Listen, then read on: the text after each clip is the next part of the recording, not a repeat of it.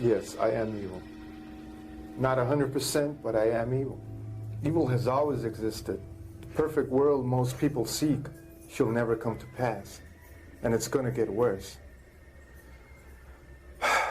The great epochs of our life is when we gain the courage to rebaptize our evil qualities as being our best qualities.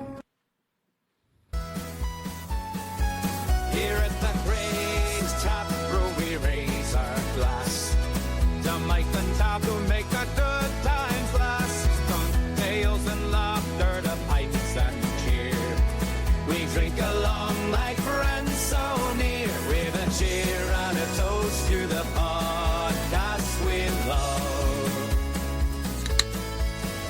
We drink and Hey, what's up, guys? Welcome to a brand new... That fucking theme. I love it. God. Welcome to a brand new episode of the Grace Taproom Podcast. As always, I'm your co-host, Mike, and with me, as always, is the serial killer you haven't figured out yet, the Trash Can Tabby. Sell me out like that. Busted. Shh. How dare you? Yeah. You were supposed to be my partner in crime. Yeah, no, just not the crime part. Sorry. God. Hefty reward for your head, and After we record this episode, We got they're coming, bills. right? We got- you told him to show up an hour from now. any cops listening, I'm just joking. I'm just kidding. Yeah. She's the Louisville porch pooper. She's the porch pooper. I am not the porch pooper. No, it's a One, guy. I am not a dude. Yeah. Two, How have they not figured it out yet? they have. The guy's face. No, they have. Have they caught him? He has autism, so they're letting him go. Yes. There's a retarded guy shitting on the. Yes, that's what they gave him the free pass because of it. Back in our day, you put it in a fucking paper bag and then lit light it on fire. fire? Yeah, that's what you're. Well, it was dog shit. It's not your own shit. He called the shit poop. Fucking Billy Madison. I am way too fucking sober for this shit. He called the shit poop. Oh my god. Well, So, That's right. You do have to be sober. I do.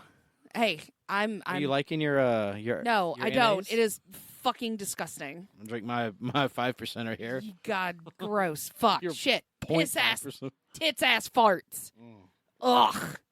All right, for those of you who don't know, we took time out last week because I had sinus surgery. Yeah, we're back in the studio after It's a been- 14-day hiatus. No thanks to you. Hey, I'm just kidding. hopefully I don't get sick anymore. It was a good break. It was a It was a good good break. So yeah, I had sinus surgery and I have on antibiotics. I have been on antibiotics and steroids for 10 days. Today, the past 3 days I haven't taken steroids. Thank God, because those suck ass. Your roid rage Yeah. was I couldn't keep you out of the kitchen. Yeah, I Yeah. told Rhonda. I ate everything. The big pot of mac and cheese and Oh the my God, hamburger the- helper that we made. the 3 pounds of hamburger helper. You I ate you within went 3 days. berserk on. You went wild on I it. could not stop eating. I was so fucking hungry. It's like having a teen. I know what Gunner's going to be like when he's Oh, a teenager. Jesus Christ. Gonna need another job. Well, If I can fend you off, I'm sure I'll be able to fend him off. after the surgery itself, I didn't know if I was going to be nauseous or sick or, whatever, because I don't do well with anesthesia or pain pills. That was a good movie, though. What? Anesthesia. Okay. No, that's Anastasia. Oh, my God. Same thing. No, it's not. Anastasia's great. Yeah. I would love to play the live action Anastasia. Anyway, so I You didn't played the know- live action Anesthesia. I did. I was the star of the show last week. Anesthesia. Anesthesia. The Russian chick. You were your own babushka. I was a babushka. No. So I didn't know how I was going to feel. And I don't remember much of Wednesday. And huge shout out to Mike's mom and It wasn't my a good show. mom. You didn't miss much. She took me to the surgery and took care of me until you got home. And Yeah. shout out to my mom and your mom as well, who took care of Gunner for us because we didn't want to see we did not want him to see me in the Yeah, state because I was in. he would have wanted to stay home, and then not that, but he would have wanted Wanted to to stay I'm home home. I with want to stay home and play VR. Yeah. and No, you we'll have to just go wait, back gotta to go Mimi's school. house Gotta go to and school. watch a wiener dog on YouTube that can talk. Yeah. If you have kids, you know what I'm talking I about. don't remember the name of that dog. Anyway, so yeah, I do remember the Wednesday evening. Moon pie. There it is. Yeah, I was thinking hiccup or cream pie. I don't know. Sneeze fart. Yeah, sneeze fart. Jesus. I want to get 2 dogs in the name Sneeze fart. Anyway, so You're funny when you're high. I'm. By the way, everyone, shout out to Tab. She's had her first edible tonight. I had a little tiny bite. She can't get drunk, but I asked my my good pal AJ, aka the Stone from Raunchy Regret, Stone Safe House. and baby. he confirmed it is okay for her to have an edible with antibiotics. There is no side effects that are negative. Except making me giggly. And he texts me, he goes, "Fuck yeah, let me know the update." So shout out to AJ, Since I can't drink alcohol. I my can hashtag my pharmacist. my pharmacist. But no, I do remember Wednesday night waking up and the 2 cases of the 8 packs of Jell-O. So I had 16 Jell-Os in the fridge. I am 99.9% sure I ate all 8 of those on Wednesday Yeah. because I was so hungry and I was so scared to eat anything solid. And your mom kept going, "Do you want another Jell-O?" And for those of you that have been following the show for the past 3 years, those were non-alcoholic Jell-O shots. They were triple. It was a triple. It was a Oh triple my God. because it was So- the regular size Jell-O cup. Yes. it, No. was, it was a triple. It would have been a double. Well, my Jell-O Well, I'm shots are thinking big. the girth of the cup. Also, Yeah, it was I'm still a including that. double, but no, I'm drinking non-alcoholic beer, which is absolute garbage Yeah. after having the sweet nectar of real alcohol. She's so high. Yeah, so my beer that I'm drinking, well, one of them is by Barabbas Brewing Company. There's a butt on the can. It's And not, if it's you- a pumpkin. It looked like an arse. It does, actually. It really does from this angle. If you Get a cover look up at his the rest of it. arse. So, anyway, this is a pumpkin dark, is what they call it. They are the North America's first non-alcoholic craft brewery, and it's nutmeggy and clovey and pumpkiny and gross. Yeah. So I'm gonna try and choke these down, and then I got another 6-pack for like $4. I mean, it It you tastes pay like extra for the alcohol. I mean, it tastes like beer, but it doesn't have the good taste of beer. Right. You mean the alcohol part of The beer? alcohol part of beer. It doesn't have the fun taste It of doesn't. beer. I'm super excited though for next week when I can actually have a drink again. Yeah. Monday. Soon as I get home from work on Monday, I'm cracking into at least 2. There you, Just 2. That's all I need. just a taste. Oh God. You just want the tip of the sword. I do. I do. Just the tip of the sword. This wood. Oh, well, we had to get all the funnies out of the way because this is not going to be a fun episode. No, it's gonna be a fun episode. It's deep. It's sad. It's It's dark. It's Harsh. it's not funny. And Richard Ramirez's face is funny looking. He looks like Gollum in transition between Smeagol and Gollum. yeah. You If- know, but like- but if Gollum was Latino, Yeah. he looks. Gollum. Oh, God. I don't know how to do a good Latino Gollum Don't even try. without. Don't even try. Don't even try. Don't do it. Hey, say that's my precious Holmes. What these taters, vato? Oh my God. These 2 gringos. Like in the movie. What in is Lord of the taters, Rings. gringo? Oh my God. Hey fool! Hey fool! What is taters? You just went. Well, they do the. I know, whoop, whoop. The whistle. Yeah. I can't do it. I know. Hey, gringo. What is taters, fool? Oh my God. Anyway, Richard Ramirez. Orale. Richard Ramirez. What you heard at the beginning of the episode. Yeah. This week we are as the new format that Tab and I have discussed. We're gonna each month bring you. We're gonna try to do a rotation of one movie, a movie episode, a music episode, a true crime episode, Shoot the shit episode. a shoot the shit episode, Just, anything yeah. that we can throw out there, but we are going to try and do one true crime a month yeah, and because I don't know a lot about true crime. and We didn't I'd do like one to. last month. It was 2 months ago when we did the People's Temple in Jonestown. Was it? Yeah. Holy shit! I Yeah. thought we did It's in this in notebook. the notebook. It's touching Richard Ramirez and Jim Jones are touching tips. Nice. Well, it's more of a back to they're butt fucking because they suck. So I made them do gay shit in my notebook. Gay. Poor Jim Jones. He's getting it in the rear. As he should. Yeah. Well, either one. Okay, let's talk about Richard the Night Stalker Ramirez. Yep. This is going to be. Before we get too deep into this, we just want you guys to know that this episode will be contain lots of graphic content, so listener discretion is advised. Yep. So here we go. And also, I do want to state there is a lot that we pulled from the Netflix series that they just put out. Well, it's been out for about 2 years. Okay, well, I But mean, it's pretty still recent out, still. So, if you haven't watched it, there are spoilers as well. But hopefully, Spoilers for something that happened around the time we were born. right? But Well, they I actually was go born. into it though. Yeah.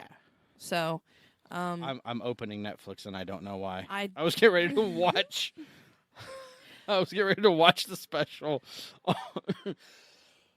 We're gonna let Netflix take over from here, folks. Enjoy. absolutely this will be Sign up for. You can have our Netflix. Sign in. four episodes. All right. So Richard Ramirez, aka the Night. Excuse me, the Night Stalker, born February 29th, 1960, in El Paso, Texas. That makes sense. He's a leap year baby. That Well, makes he was. sense. Was We'll tell you why, how his demise and when it happened at the end of this. He was born in El Paso, Texas. Texas. His killing spree lasted from April of 1984 to August, until his capture of August in 1985. And he has up to 15 plus murders. He was charged with 14, but he also raped some people along the way as well, and men, women, and children alike. Well, he murdered. he murdered the men, women, men, and children. women? No, He- he never murdered children. Yes. He touched women and children. He murdered men, women. He murdered his first. Yeah. So to get a kind of a backstory on him, how he got to be the way he is, his dad was a bit of a booze hound. Yeah. Mom was fine. His mom was a nice lady, but his dad, Of course, the alcohol abuse, yeah, the verbal, emotional, mental, physical. all of it, yeah.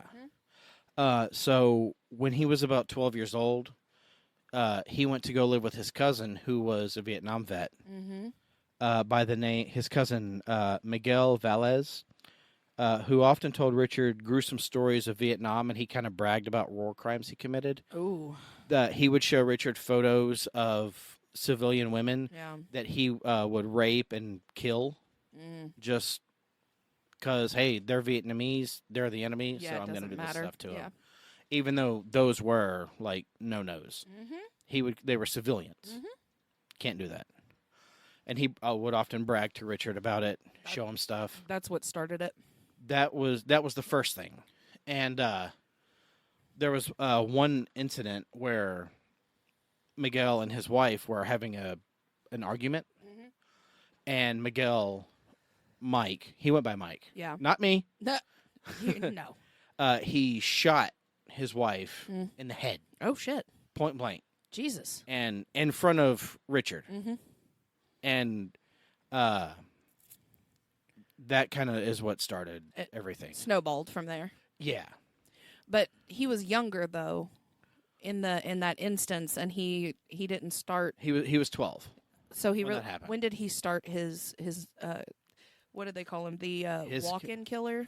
Well, when his spree started, his first murder was on April 10th, 1984. A 9-year-old girl, a Chinese girl. Her name was Mei Ling. Real quick, folks, a lot of his victims were either Asian or Latino. Mm-hmm. If I mispronounce their names, I'm sorry. Mm-hmm. I'm trying to read my own handwriting, which is hard because my eyes aren't great. And your handwriting's not either. And my handwriting is that of my father's. Shorthand. Yeah. Okay. But I'm going to do my best to pronounce these names properly. If I mispronounce, I apologize. So his first victim was 9. A 9-year-old girl. Her In name was 84? May Ling. April 10th, 80 1984. 84. It was Okay. in the basement. He raped and stabbed her with a switchblade. Jesus. Yeah, a 9-year-old. So, see, I told you he killed a child. I didn't hear that part. I must have been asleep. I didn't say that part. Oh. And that wasn't in the documentary. What that documentary on Netflix showed was the Night Stalker murders. Oh, okay. This is more of like his prequel So series. it was 24 years later, or 24. It was 12 years later after that. So he had been building up to this point. Yeah. Okay. Okay. He was 24 years old when he committed his first murder. Right. Okay. He actually newly 24 and 2 months. Yeah. Not far off of his birthday. Actually, his. Because he was born in February. Yeah, February 29th. that's right. And then a couple months later. Cool. Not even fully 2 months. No, it's like 6 weeks. Yeah. Damn. Right So, where did they find? Did they say where they found Mei Ling? about. He murdered her in his basement in the basement of his apartment building in the Tenderloin district of San Francisco. Ling was with her 8-year-old brother and looking for a lost $1 bill. They had lost some money. They're trying to find it. And they just happened to be at the wrong place at the wrong time. So when Ramirez approached the girl and told her to follow him into the basement to find it, because he was telling her, hey, I know where this is. Right. Come follow me. And she was, being a 9-year-old, oh, okay, cool, yeah, I'll go My with you. dollar. Yeah. Yeah, you found my money. Yeah, cool. Jesus. So once they were in the basement, Ramirez beat, strangled, and raped her before stabbing her to death with a switchblade, and then he hung her partial nude body from a pipe in her by her blouse. Jesus. Took off her shirt, wrapped it around her neck, And and hung her. Yep. My God. and that was number 1. Jesus. Everything after that is the Night Stalker stuff. Okay. Okay. But the police, he had other nicknames. One of them, actually, that was never mentioned, it's the screen door intruder, which I think sounds ridiculous. It really does. If I was a serial killer and someone dubbed me that, I'd be kind of bummed out too. Like, no, fuck that. That pisses me off. Yeah. But it doesn't sound cool, I guess. No. Well, I mean, you got to think, though, back in the times of the mid-'80s, I mean, how many people didn't lock any of their doors? Well, I mean, hell, growing up, I remember we would leave I used to sleep with my window open. Like when it was fall and it was cool outside, Yeah. I'd sleep with my window. Screen too. Yeah. All you had to do, if you wanted to break into our house, just walk in through my window. Mom and Dad would. We left our doors unlocked. Everything was, you never really, but this was the 90s. This was 10 Right. years after all of this yeah, happened. I know. Yeah. But yeah, I mean, but still, you're in, What I guess, about the his time. the next up victim? His next victim, it happened on June 28th, 1984. So, did they consider that first one a cold case? Like they didn't figure out who it was? Eventually, yes, because he confessed to it. Okay. It was one of those, I'm caught. Why I mean, not? what else? What I mean, what's the worst that's going to happen now? Okay. I'm here. I'm in prison. No. So why fucking not? Yeah. That was kind of how it was. His second murder was again on June 28th, 1984. Janine Vincow. She was stabbed in the head and throat, was slashed so deep that she was nearly decapitated. Jesus. And was that at her home? Yeah, all of these were In home? Yeah, Oh, okay. Okay. yeah. So it wasn't like, oh, I'm going to take a stroll through the park. His main goal was breaking it, robbery. Gotcha. break in, take the jewelry, money, valuable shit, VCR, that type of stuff. I do remember reading somewhere that after he killed people and raped them, that he went to the kitchen and made himself a snack. That was kind of a thing he did, Like a calling card, or later on? Later on, but kind of once he reached his the halfway point. Yeah. Once he was like, he started to like really like, when he kind of got super comfortable doing this, Gotcha. that's when he was like, fuck it. I think I'm going to start making myself at home. Gotcha. One of those, he Yeah. helped himself to like a cantaloupe, going to the fridge, getting that kind of shit, But Jenny Vincow, she was found murdered in her apartment, and this one was in Glassell Park, Los Angeles. She was stabbed repeatedly in the head, neck, chest while she was asleep, and then her throat was slit again, and so bad that her head was basically hanging, nearly headless Nick looking kind of a situation. Ramirez's fingerprints were found on a mesh screen that he had removed to try to gain access through an open window. And this is his second known murder, which established his pattern of breaking and entering into homes and such. Gotcha. But yeah. Third? His third, it actually happened. He took kind of a break. Really? About it, yeah. This one, his third one was 9 months later. Almost. He probably got a little scared. Yeah. That's what I'm thinking, is like that one was a big one for him. Yeah. Or I think he was maybe just breaking into houses while they were sleeping, taking stuff and leaving. and heading out. Yeah. Could, yeah. Because these are just murders that we're doing. But it was on March 17th in 1985. This one's wild. This one's the one that starts the spree. Pretty much, yeah. Okay. He broke into the house, 22-year-old Maria Hernandez, right outside of her home in Rosemead, California. Shot her in the face with a .22 caliber handgun, which became his weapon of choice through pretty much the remainder of his, I guess you could say, career. Right after, she had just pulled into her garage at her house. However, this is the one where he went after the roommate. The roommate heard the scuffle, isn't it? This is the one where he shot her, and the keys. She deflected, and somehow and this is when I told you this bitch needs to go play the lottery now. Right. Like, the bullet hit her car keys, and it only injured her, but she fell to the ground to play dead. Smart girl. Yeah. I mean. Yeah, that was smart. Yeah. Shot the. Yeah. Just like in a. Big pew. Yeah. Shit. Wow. And she wasn't she one of two survivors? She was the only. No. That 6-year-old girl, though. What about that 6-year-old girl he picked up? That's later. I know, but there was only 2 witnesses. But she surviving witnesses. The 6-year-old girl survived that. Yeah, I know, but there were 2 surviving witnesses, though, wasn't there? The ones that they pulled for the lineup that actually was like, that's him. Yeah. Okay. She was the one that deflected. Yeah, she was one of the people that later on when he had been captured. Right. That's your guy. Right. Hernandez played dead until Ramirez left the scene. Before that, he went inside the house, and her roommate, who was 34-year-old Dale Okasaki, an Asian woman, she heard the gunshot and ducked behind the counter.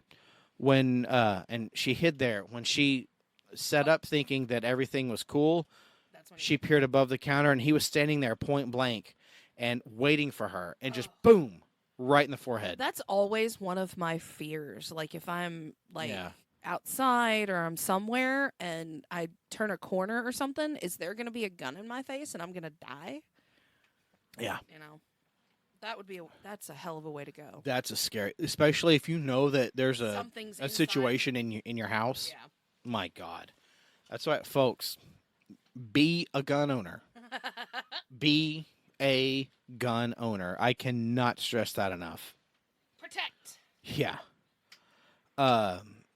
But yeah, she ducked behind the counter when she peered up to see if the coast is clear. Boom, forehead. Within an hour of that attack, Ramirez pulled 34-year-old Cy Leon, a.k.a. Veronica Yu, out of her car, Monterey Park, shot her twice with the gun, and then left the scene. She was pronounced dead upon arrival at the hospital. So he did 2 in a day So on this one he only raped the first victim. so far. So I mean that's what I meant is like The so 9-year-old girl. He's just killing people at this point. Yeah, he's doing it. This is now we're into the I'm going to kill you and then rob you. Right. Or I'm going to rob you and then kill you. Yeah, that's pretty much how this is going now. Okay. But yeah, she was pronounced dead upon arrival. Once they pulled her into the hospital, she was gone. The 2 murders and an attempted third in a single day attracted extensive coverage from news media, who dubbed the attacker, described as a curly-haired guy with bulging eyes, wide-spaced, rotted teeth, and, quote, the walk-in this is where the walk-in killer or the Valley Intruder nicknames came out. Now this guy's in the news. Gotcha. Okay. They're starting to kind of like figure it out. Well, I mean, he just killed literally 3 people in one night. Yeah. So. Well, those 2 were during the middle of the day. Well, I mean, same day within a 24-hour span. Yeah. Is what I meant. It was one right after the other. Within about I think an hour apart. Jesus fuck. Yeah. He kind of like, yeah. Whew. So the next one, 1 week later, at approximately 2 a.m. on March 27th, 1985, Ramirez entered a home that he had burglarized a year earlier just outside of Whitler and killed 64-year-old Vincent Charles Zazara in his sleep with a gunshot to his head. Zazara's wife, 44-year-old Maxine Zazara, was awakened by the gunshot. Ramirez made a beeline to her and bound her hands while demanding to know where the valuables were. While he ransacked the room under the bed, she was unaware that she saw a shotgun under the bed, which she was unaware was not loaded because the day before that, their grandchildren were at the house. Oh. And Grandpa, being the smart gun owner he is, unloaded the gun, took all the bullets out, so there was no accident if the kids saw it or whatever. Right. Nothing would happen. When she went to fire the gun at Ramirez, nothing happened, and that pissed him off to the point of, fuck you, bang. I Shot her point blank. He did that one kind of in a rage. But yeah. He mutilated her body by cutting an inverted cross into her chest, then removed her eyes, placed them in a jewelry box, and then took the jewelry box with him. But before that, he tried to have sex with her body.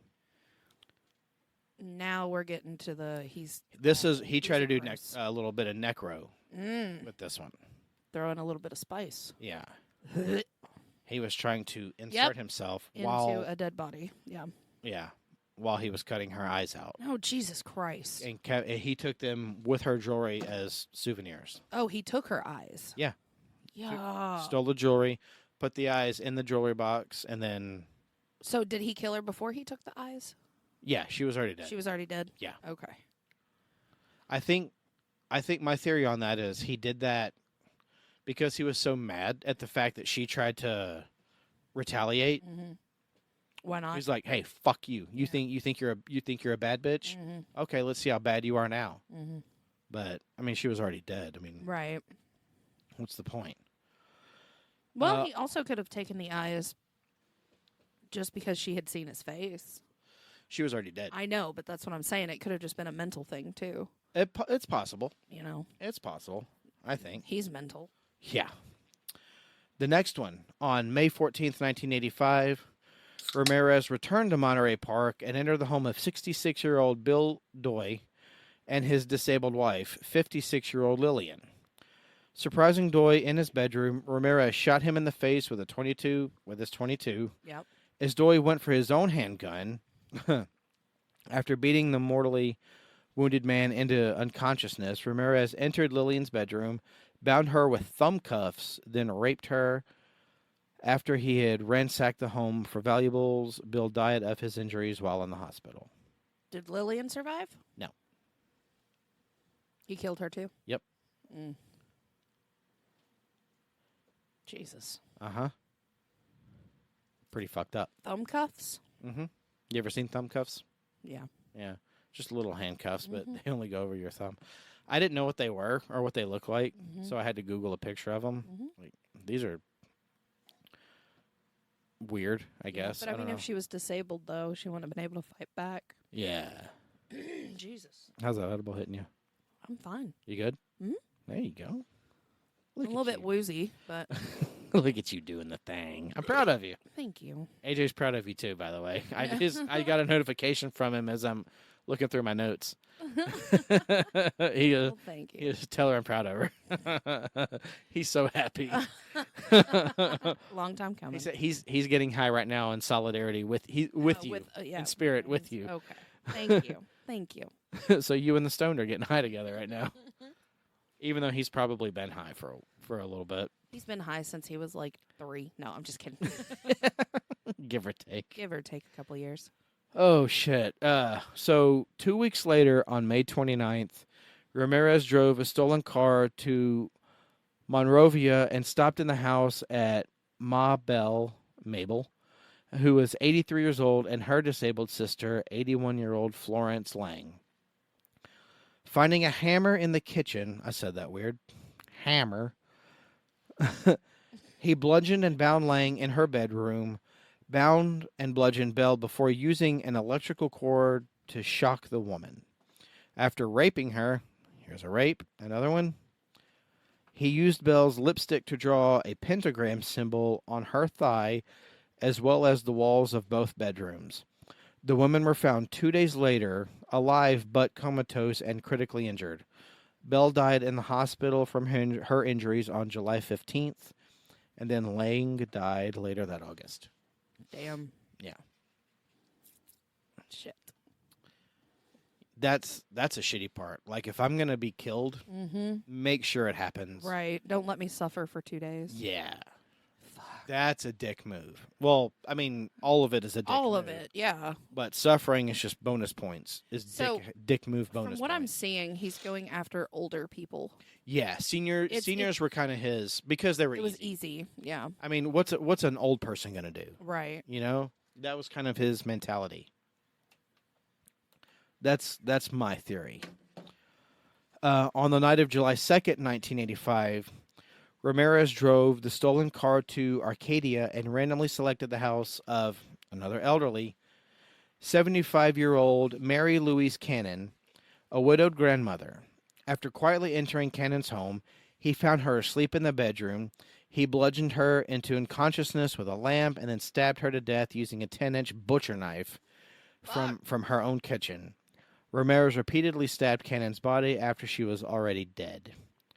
3 nights later, Ramirez broke into the home of Sierra Madre and bludgeoned 16-year-old, here's a minor, 16-year-old Whitney Bennett with a tire iron as she slept in her room. Jesus. After searching in vain for a knife in the kitchen, Ramirez tried to strangle the girl with a telephone cord.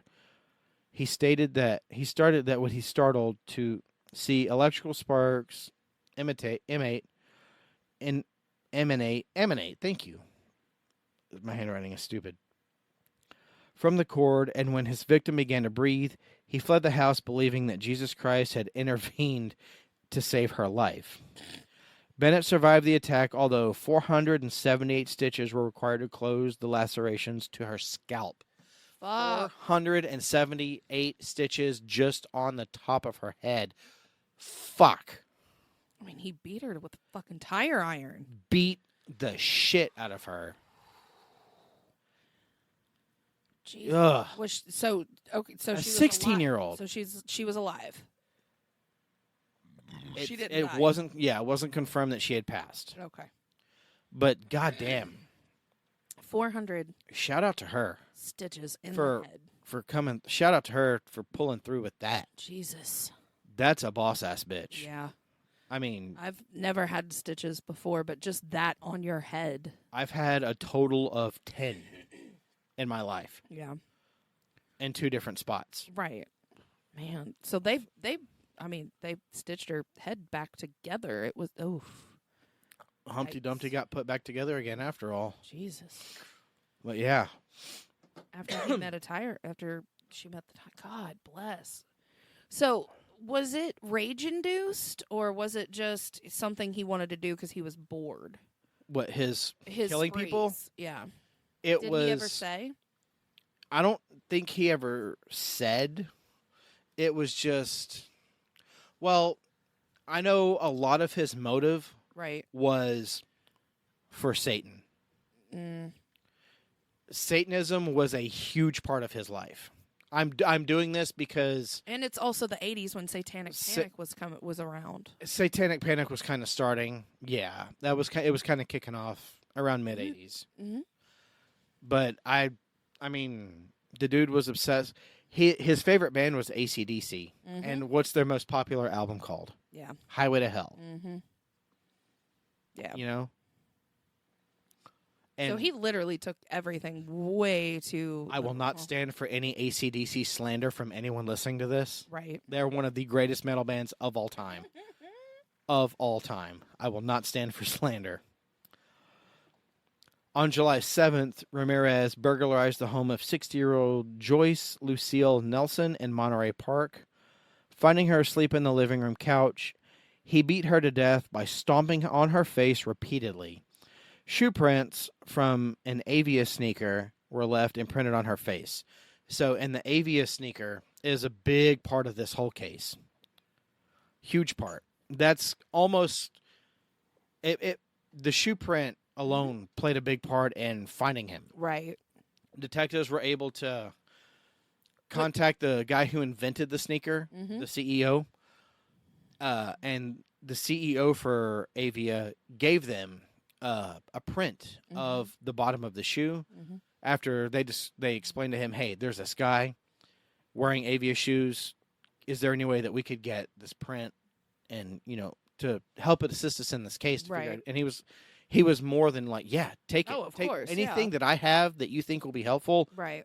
It's yours. Right. Take it. And he was very gracious in assisting. Shout out to him.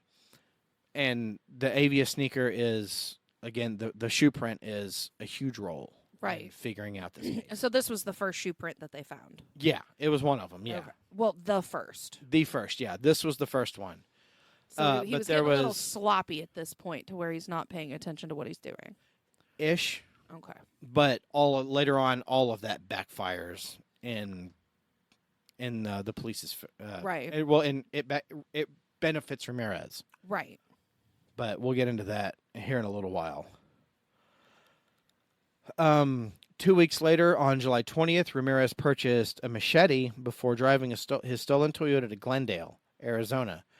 He chose the home of 66-year-old Leah Kenning and her husband, 68-year-old Maxon. He burst into the sleeping couple's bedroom and hacked them with a machete, then killed both of them with shots to the head of his .22 caliber handgun. He further mutilated their bodies with the machete before robbing the house of all of its valuables. After quickly fencing stolen items, Ramirez drove to Sun Valley, Los Angeles, and broke into the home of the Cavanaugh family. He shot the sleeping 32-year-old Mr. Cavanaugh in the head with his .22 caliber handgun again, killing him instantly, then repeatedly raped and beat the 32-year-old Smockhead Cavanaugh, then bound the couple's 8-year-old son before dragging Smockhead around the house to reveal the location of any valuable items, in which he ended up stealing. During his assault, he demanded that she, quote, swear to Satan she was not hiding any money from him. She kept pleading, I swear to God, I don't know where anything is. I swear to God. He said, don't swear to God. Swear to Satan or I'll kill you. Mm-hmm. And after she did, he killed her Killed her anyway. Because at that point, he was just, like, having a ball with it, I'm guessing so. which sucks. On August 6th, 1985, Ramirez drove to Northridge and broke into the home of 30-year-old Chris Peterson and Virginia Peterson, who was age 27. He crept into the bedroom, startled Virginia, shot her in the face with his gun, Then he shot Chris in the neck and attempted to flee. Chris fought back while avoiding being hit by 2 more shots during the struggling Ramirez before he managed to escape. The couple survived their injuries. This is the guy that I told you. Richard shot him in the head. Mm-hmm. In the head, Yeah. right above his ear, Mm-hmm. and he chased. He said, "Fuck you. Mm-hmm. Shoot me, I'm coming for you." Yeah. Get shot in the head, Yeah. and then chase the guy. It didn't graze him. It was in his Yeah. head. Point blank. Like, I put a gun up right above your ear to your head, squeeze the trigger, and you're like, "Fuck you," and you run after. And That's, yeah. Okay. This dude is a He's solidified beast. for life badass. Damn. If anyone claims badassery that they are, no, This this guy guy? is the badass. Shit. He got shot in the temple, Yeah. point blank, and said, "Fuck you," Yep. and chased Ramirez out of the house. But it was so dark, couldn't get a good make on him, which sucked. 2 nights later, Richard drove the stolen car to Diamond Bar and chose the home of the Sakana Abawath, age 27, and her husband, 31-year-old Elias. Sometime after 2:30 a.m., he entered the house and went into the master bedroom. He instantly killed the sleeping Elias with a shot to the head, boom, from his gun.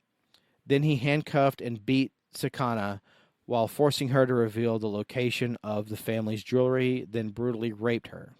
He repeatedly demanded that she, quote, again, swear to Satan that she would not scream during the assaults. When the couple's 3-year-old son woke and entered the bedroom, Ramirez tied the child up and then continued to rape Sakat. Mm. After he left the house, Sakat untied her son and sent him to the neighbors for help. Fuck. Mm-hmm. Yeah, a 3-year-old. Mm-mm. Imagine the trauma that kid's going through now. That guy's going through now. Yeah. Well, hopefully he doesn't remember a lot of it. At 3, I guess, I don't know. There's a lot of stuff that you don't remember. Mm-hmm. I don't remember shit from when I was 3. Mm-mm. My memory starts when I was on my 4th birthday. Yeah. I mean, I remember my 3rd birthday, but that's about it. Yeah, I remember my 4th. I had 2 a Mickey Mouse and Minnie Mouse cake, Nice. and I got a train set Sweet. and a Super Gonzo Mm. action figure. That's awesome. It ruled. So these are just the murders and the rapes that we're talking about, right? Yeah, This this is isn't all the Night Stalker shit. Gotcha. But well, didn't he also pick up children? There was a 6-year-old girl. No, there was more than that. Well, the most notable one. Well, yeah, that's because he let her go. Yeah. But I thought he also picked up children, assaulted them, and then let them go. He wasn't Yeah. going to kill the kid. No, just that one 9-year-old girl. That's the only kid he ever killed. The rest of them were, Okay. I'm going to take you, and then I'll let you go. Or Gotcha. I'm going to tie you up and make you watch me kill your parents. Right. Or do stuff to your mom, Right. and then I'm out. Fuck, he's fucking awful. Evil. I don't see how people, like, why? God damn. Okay, so to kind of speed around... Oh, shit, my mic. My me. To kind of speed around this, because there's so many more, and I don't want to make a 2-hour Right. episode going through all this. On August 24th, 84, Bill Carnes, who was 29-year-old, and his fiancee, Inez Erickson, 27, he shot and killed them in Mission Viejo.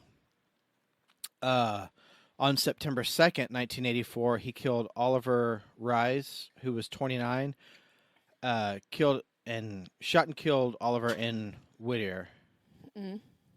September 7th, 1984. So now he's just shooting people. Yeah, he's kind of just doing it to do it at this point. Random and just like, let's just break in and shoot. Yeah, for the most part. On September 7th, 1984, Jane Louise Robbins, of 32 years old, was raped and killed in Monterey Park. April 8th, 1984, he shot and killed Joyce Lucille Nelson, 61 years old. He also raped her in Monterey Park. October 1st, 1984, Peggy Park, 62 years old, was raped and killed in Whittier. November 3rd, 1984, Eileen Bigham, 60 years old, was raped and killed, again in Whittier. November 9th, 1984, I'm going to try to say this name, Chitat Asawanim, 31 years old, shot and killed in Sunland. And his final murder was March 27th, 1985. He shot and killed William Doy, 66 years old, in Rosemead. And those are the murders. Those are the murders. So now his capture. They figured out at this point. Go ahead. I was going to say, so I found a couple of notes about Ramirez, and going really quickly back to the shoes were distributed in the United States, and only an 11.5, 11.5 black shoe, the one which he was wearing, were manufactured. 5 went to Arizona, and 1 was sold in Los Angeles, so that's kind of where they narrowed it down. And the only thing that the problem was with the shoe is that when the reporters heard about the shoe print lead and threatened to print that they heard about it, investigators thought that it would mean the killer would just change his shoe, so the lead would go cold. Yeah. But thank goodness they were able to convince the reporters to withhold the information from the public. Another one was the assaults on children. Ramirez didn't spare children. Earlier on his killing spree, there were a series of young children being taken from their beds, assaulted, and then abandoned. In some cases, he would just sexually assault a kid he came across in the house during the burglaries. Yeah. Fuck. Yeah, he did a lot of not chill shit. Nope. Even to these poor children.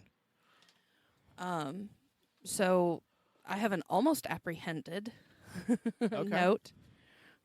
So the investigators were close to apprehending Ramirez several times. One time he attempted a kidnapping, but it failed. While he was driving away, he committed a traffic violation, and a cop saw it happen.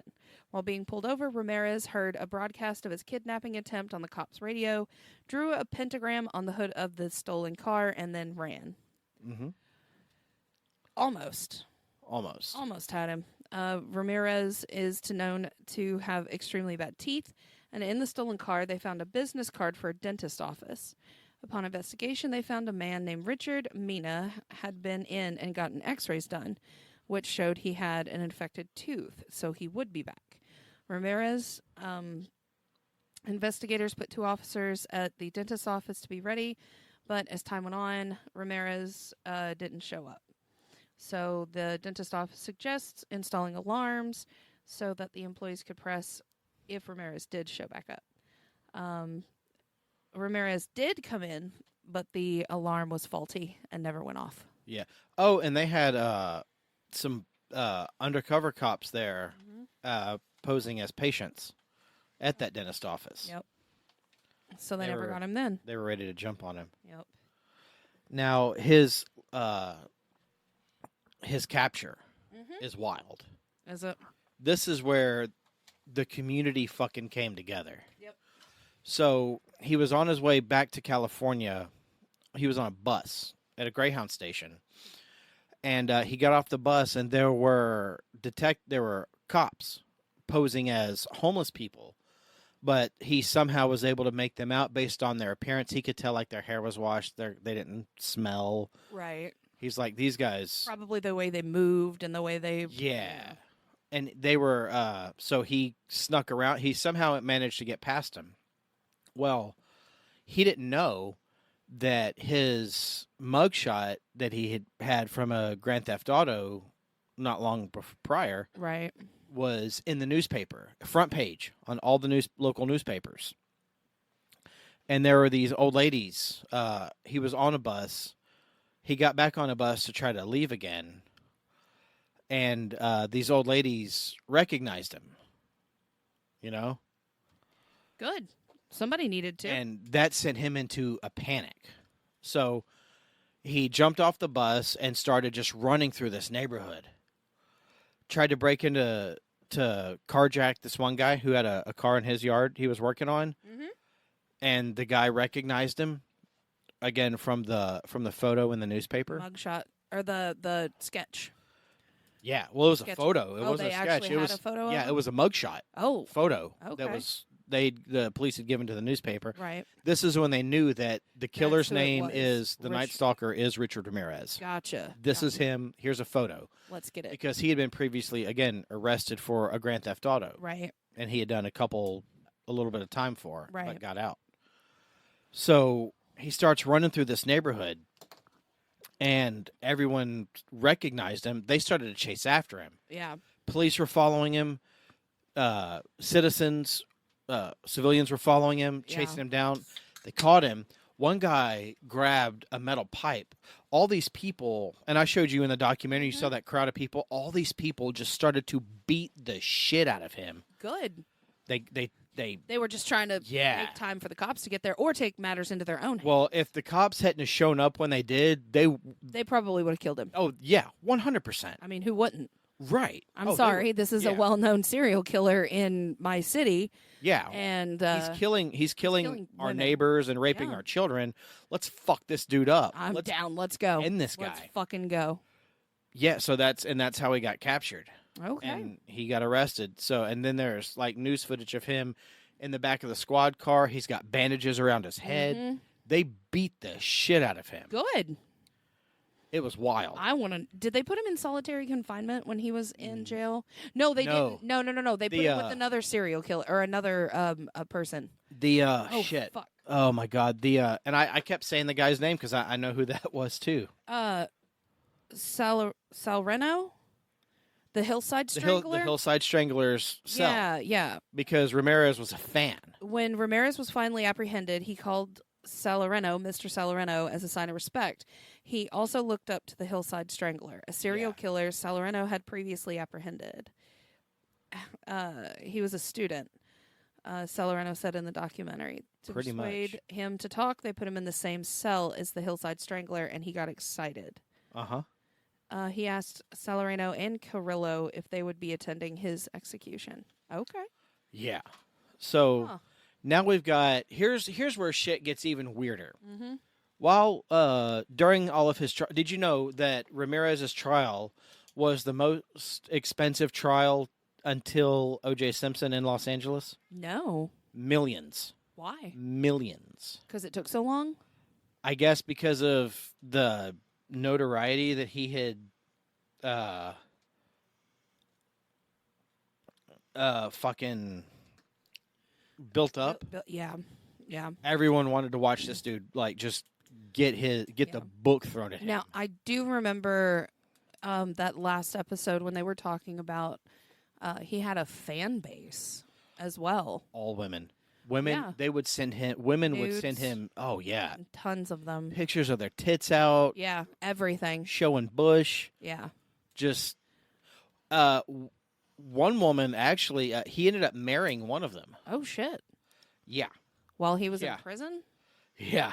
I don't understand. Come on, you crazy bitches. He, yeah. What, how long did he rot in prison? Well, the woman he ended up marrying, her name was Doreen Loy. Ah, Fugly bitch. I can imagine. She's fuck ugly. She's fuck ugly. Why does she hide her face? She's fuck fuck ugly. Yeah. And Gross. they were married until his untimely death Unfortunately. in 2013. He died 11 years ago Jesus. at the age of 53 to cancer. I know. Cancer. I hope it was painful. This motherfucker deserved the worst death imaginable. And Cancer. took fucking cancer. I hope it was painful. I hope it sucked for. I hope he I was do in too. pain and agony, and they didn't like Help tend to him. him. Nope. Yeah, No. because Ramirez, wherever you are, dude, fuck you, you dumb bitch. Yep. I don't want to talk too much shit because I don't want his ghost to possess me or whatever. I possess the possession of Richard Ramirez. Oh, Jesus. They'll make a movie about it. Probably. That would suck. That would be awful. It's a biopic, as It's a Jake the biopic. Hater would say. Fuck him too. It's a biopic. No, that's he was just one fucked up dude. And I mean, that's why I really I think we need a lot more mental health help in Yeah. America. I do, but I feel like based on just this one, just on him alone, Shot on sight. it's not going to do any good. Well, I mean, if he had someone to talk to when he was a kid, his dad was beating him, getting him out of that situation. Yeah. A lot of these. Don't put him with his murderers- murderous war criminal of a cousin. Right. It's like, hey, you're 12. You want to see what it looks like to murder Kill somebody? somebody? Yeah, watch this. I'm going to go kill my wife because fuck her Right. over a marital disagreement. Right. Actually, his cousin, he watched his cousin do that to both of his wives. Oh. Yeah. Killed both? Yeah. How his the cousin, fuck did he get away with it? I don't know. But his cousin remarried and did the same thing to her. My God. And the watching his cousin do that did not traumatize Ramirez at all. No, it just kind of instigated his passion for. It built a wanting- yeah. fascination. He was like, "Hey, man, that looked cool the way you did that. I Yeah, think I'm gonna do I'm that." gonna try that. I can Yeah. do that. And also, fuck Jesus, I love Satan. Yeah. Oh, it's funny. Bad news, Ramirez. Satan's not real. You're doing this for no one.